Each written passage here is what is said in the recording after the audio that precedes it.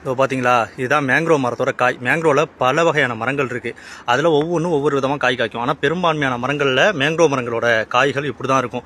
இது இந்த மாதிரி இருக்கிறதுக்கு ஒரு முக்கியமான காரணம் இருக்குது.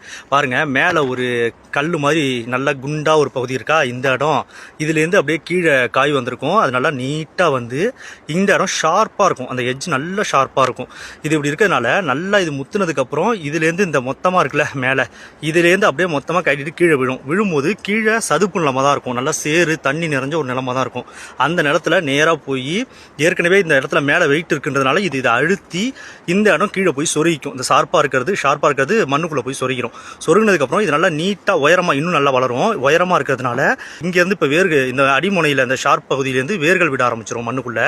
அதே நேரத்தில் இந்த மேலே இந்த மொட்டையாக குண்டா இருக்குல்ல, இந்த பகுதியிலேருந்து இலைகள் வர ஆரம்பித்து அப்படியே முளைக்க ஆரம்பிச்சிடும். தண்ணியில் நல்ல தண்ணி நிறைஞ்ச சதுப்பு நிலத்தில் சேர் நிறைந்த பகுதிகளில் விதையை எப்படி விதைச்சா பரப்ப முடியும், நம்மளோட இனத்தை நிலைநிறுத்த முடியும் அப்படின்றத இந்த செடி நல்லாவே தெரிஞ்சு வச்சிருக்கு. இப்போ இதை உங்களுக்கு அது உண்மையாகவே சேத்துல எப்படி சொருகும் அப்படின்றத காட்டுறதுக்காக இந்த ஒரு விதையை மட்டும், இந்த ஒரு காயை மட்டும் நான் பறித்து எடுத்துகிட்டு போகிறேன். உங்களுக்கு கீழே போயிட்டு நான் போட்டு காட்டுறேன். இப்போ நான் மரத்துக்கு மேலே நின்றுட்டு இருக்கேன், கீழே போய் பண்ணி காட்டுறேன். கீழே இறங்கி இந்த சதுப்பு பகுதிக்கு வந்துட்டேன். நடுவில் ஒரு மரம் இறந்துருக்கா, இதை சுற்றி அப்படியே சேராக இருக்குது. ஏற்கனவே இங்கே ஒரு சில விதைகள் சொருகி இருக்குது, அதையும் நான் அப்புறம் காட்டுறேன். இப்போ இந்த விதை விட்டால் எப்படி இந்த இடத்துல போய் சொருகும் அப்படின்றத நான் காட்டுறேன். பாருங்கள், இப்படி தான் அந்த இந்த கிளையிலேருந்து இது ஒட்டிக்கிட்டு இருக்கிறது. இதுலேருந்து அப்படியே இதாக கீழே விழ ஆரம்பிக்கும்.